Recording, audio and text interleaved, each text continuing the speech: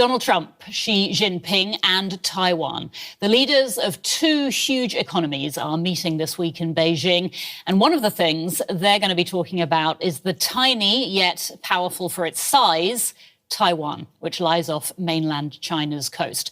So I'm thinking, what could go wrong at this meeting for Taiwan, a democracy that has long relied on the US for its security, but is claimed by Beijing as part of China's territory.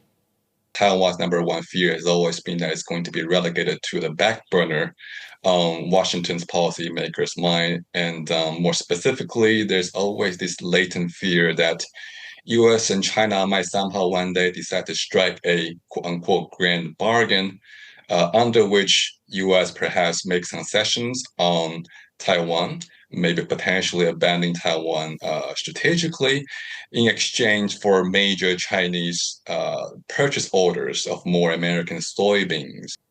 That is Wen-Ti. He knows lots about Taiwan-China dynamics, and I'll be talking with him in a minute. Now, Taiwan is hoping to hear Mr. Trump offer continued, if purposefully ambiguous, support. Ambiguous because of the decades-old tightrope of diplomatic speak known as strategic ambiguity that has maintained Taiwan's autonomy without outwardly declaring its independence. But Donald Trump has never been an ambiguous person. So could he mess things up while in the company of a powerful authoritarian leader this week? But it looks like it's just a disease that we've had. Wen-Ti is a non-resident fellow at the Atlantic Council's Global China Hub. He works on the trilateral relationship between the US, China and Taiwan, which makes him the perfect person to talk to right now. Thank you so much for joining us. With so many major issues for Trump and Xi to talk about this week, we've got the war in Iran, trade and tariffs, AI, the list goes on. Just clarify for us, why is Taiwan going to be such an important talking point in this meeting between the two leaders? Yeah, I mean, Taiwan, of course, as we all know, is one of the most major potential flashpoints in that relationship between the world's two leading superpowers, US and China. And we know that for China, China has always claimed Taiwan to be the crown jewel in China's quest towards what they call great rejuvenation of the Chinese nation. And for US, on the other hand, Taiwan has been a major success story in terms of democratization, in terms of sharing liberal democratic values, as well as democratic development. And so in that sense, Taiwan is an indispensable part to the narrative for the both leading superpowers of the world. And that's why it's such a major point of contention between the two sides. Now, the last time Trump and Xi met, that was October 2025 in South Korea. What are the main differences in the dynamic between the two from then to now? And how could that sort of shifting dynamic affect Taiwan? I think if I were to compare late last year to now, mid-2026, the main thing is that the Iran war has happened. Of course, in addition to the Venezuela decapitation strike, but the Iran war is the one major issue here because US is once again finding itself stuck in the Middle Eastern quagmire that diverts a lot of American resources and political attention as well as diplomatic capital away from the Indo-Pacific theater and towards the Middle Eastern theater. And what that means is that U.S. is finding itself to be a somewhat more tentative position going into this meeting with China, and China is finding itself to be enjoying home court advantage now that the meeting is going to happen in Beijing as well. So presumably Beijing side also gets to set more, gets to have a more influence on setting agenda for the discussion item as well as other logistical arrangements. So in this sense, China's feeling a bit more confident this time around compared with late last year in their Korea meeting. The Iran war is obviously a major aspect of this meeting. We will talk about that a little bit later in our conversation. Can I ask you, though, what shifts in language or policy Xi wants to get from Trump in this meeting about Taiwan? Yes, so on Taiwan, one major thing that China has been trying to get is to get America to make a different pronouncement about US's policy on Taiwan. Currently, the U.S. position is that U.S. does not support Taiwan independence. And what Beijing wants is to get Trump to say instead that U.S. opposes independence for Taiwan. Now, that may seem like a minor shift in semantic, of course, to go from does not support towards actively oppose. But if China gets it, China will view it as a major win, and China will definitely frame that slight shift in U.S. rhetoric as a sign that U.S. is shifting towards a new president on Taiwan, and China will frame it domestically as a major win for Chinese leadership towards the Chinese people. And internationally, they will use it, of course, to pressure other third-party countries in the world to say, hey, if U.S. is softening on their posture on Taiwan, maybe you guys should as well. So that's one major thing that China has on its crosshair this time around. I just wanted to ask you about the term strategic ambiguity. That's what we hear, isn't it, about sort of the attitude, the policy towards Taiwan. Can you just explain what that means and why that term is used? Yeah, so strategic ambiguity basically means that U.S. keep it unclear, keep it ambiguous that should China launch an invasion against Taiwan, whether U.S. military will come to Taiwan's aid or not. That's the ambiguity when it comes to this major strategic issue of potential conflict between U.S. and China, and by extension, U.S., China, Taiwan. And so U.S. historically is usually kept to a position of ambiguity that says U.S. may or may not come to Taiwan's aid. And that has the effect of what we call dual deterrence, namely that first it deterred China from invading Taiwan because China is going to be thinking, what happened if U.S. decide to intervene? That's going to make things so much more complicated. That's one deterrence. And there's the second deterrence, and that's against Taiwan, namely U.S. lack of clarity on whether U.S. support Taiwan in a military showdown keeps Taiwan policymakers from going too fast on moving towards more independence as well. So this slows both sides down, and that also kills the initiative on the U.S. side. Let's talk about sort of specifics about Taiwan, what makes it so significant. First of all, its geographical position. What is it about where Taiwan is that makes it such a flashpoint?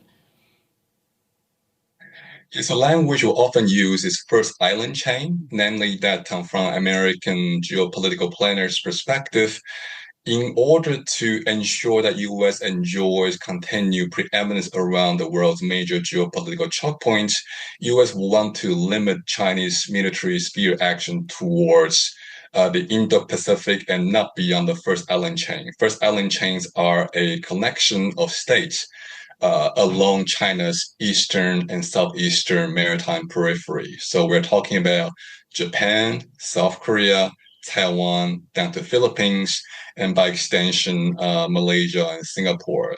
These are the maritime states that are along China's military on the eastern and southern end of China. And so long as these states remain largely friendly towards the American side militarily, it's going to make it very hard for China to project military power beyond its immediate shores. And hence, that's why keeping Taiwan in the U.S. friendly side of the column is so important to America's military planners, for sure. And so that's one major part, first island chain. I suspect you may have other questions to come after this as well. Mm-hmm. Talking about sort of economic issues, I mean, it's a huge factor, isn't it, that Taiwan produces 90% of the world's most advanced semiconductors. I mean, how does that influence the situation? Yeah, so Taiwanese talk about this concept of the silicon shield or high-tech shield, which is basically saying that given that Taiwan produces something in the 90+% of the world's most advanced semiconductor chips and more than half of semiconductor chips in general, if Taiwan ever falls, the war is going to so decimate global production capacity for high-end semiconductor chips in general, making the world's technology and innovation-heavy economy grinding to a halt, number one.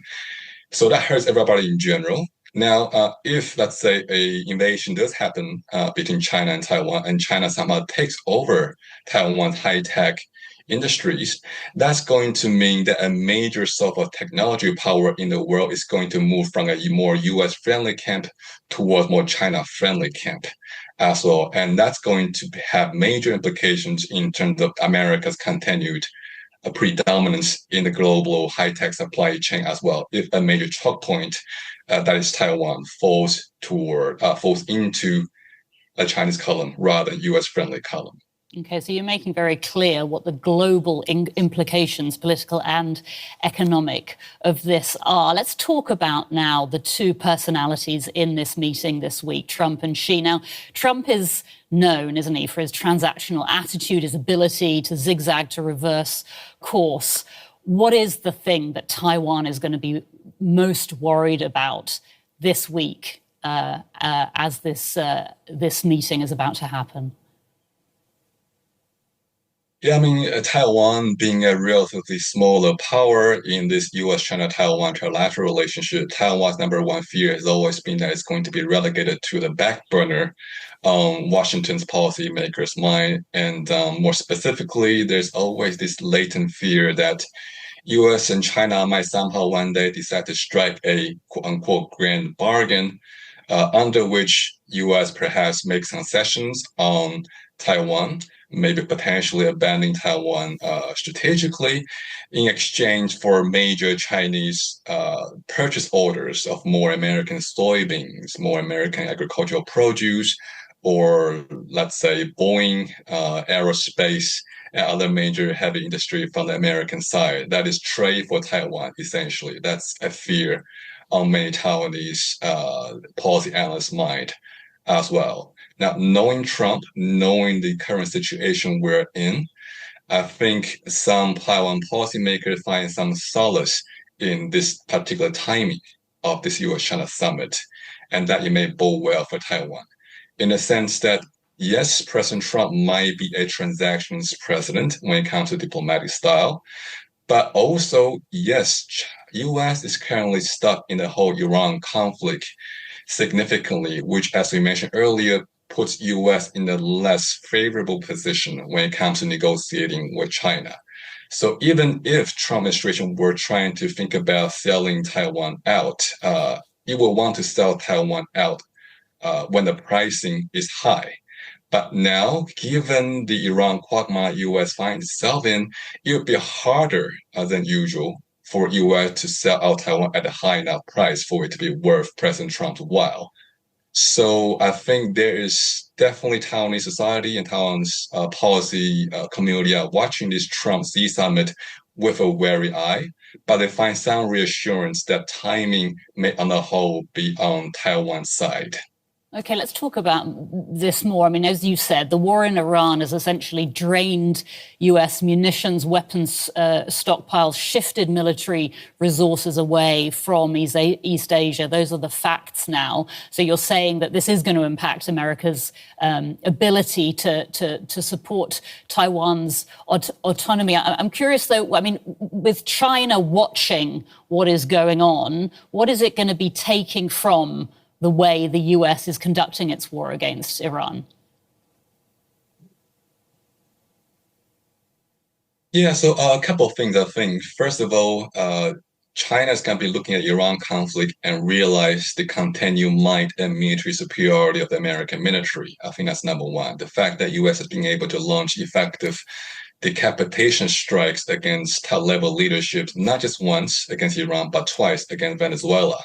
So in that sense, China's going to look at it and feeling a sense of humility in terms of military balance between the two sides, number one. Not to mention that China has been undergoing its own military purges over the last year or so, when we see China's top-level military decision-making body, the Central Military Commission, having a clearinghouse when the usually 7-member CMC now is down to essentially 3 members. So that's one thing that is going to inject some level of humility back into a Chinese leadership's mind when it comes to military balance.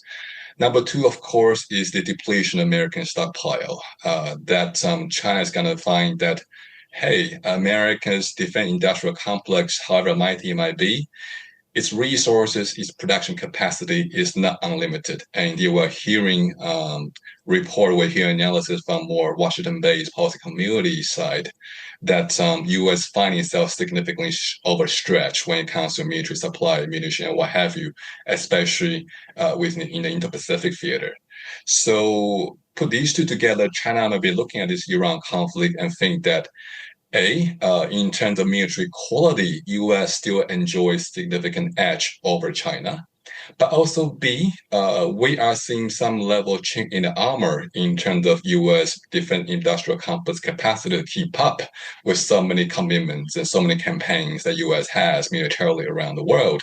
So maybe if China just shows slightly more strategic patience, at some point, China's greater scale, China's defense industrial complex, greater production capacity, may be able to turn the tide, if not in quality, then at least in quantity. So that's one more reason why China may want to wait just a bit more when it comes to doing anything drastic.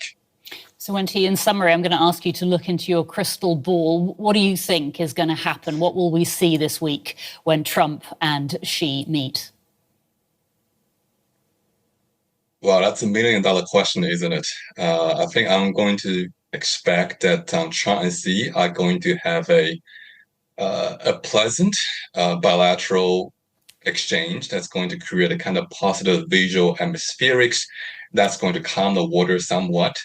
I think we're going to expect more resumption of cultural and people-to-people level exchanges between the two sides. Given that President Trump is reportedly bringing a lot of American tycoons and business leaders to China for a part of his delegation, we're going to see China side issuing a lot of business purchase deals in terms of buying American soybeans, aerospace, maybe other major U.S. businesses as well, as a way to create a good vibe between the two sides. On Taiwan side, I don't expect major drastic changes this time around when it comes to highly symbolic acts. What we might see is President Trump saying something that's going to, in his mind, calm the water somewhat and lower temperature. Something perhaps to the effect of U.S. will not find it to be in American interest to see any major unilateral changes from either side, and that nonetheless U.S. will continue to do U.S.-Taiwan bilateral relations in ways that U.S. sees fit. Keep it something in the very ambiguous language territory so that both sides, Beijing and Taipei, will find something that they like.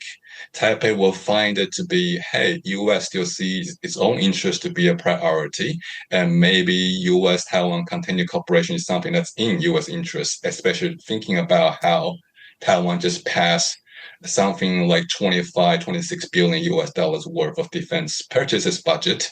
That's going to bring a rainfall for American defense sector. China will also find something it likes enough from that kind of loose, ambiguous language as well. China is going to say, hey, President Trump continued to be happy, President Trump continued to discourage any major drastic changes from both sides, not specifically, but China's going to interpret it to mean that Trump is hinting at the Taiwan side. And so both sides have enough potential ambiguity, one would argue constructive ambiguity, to work with for their own domestic audience.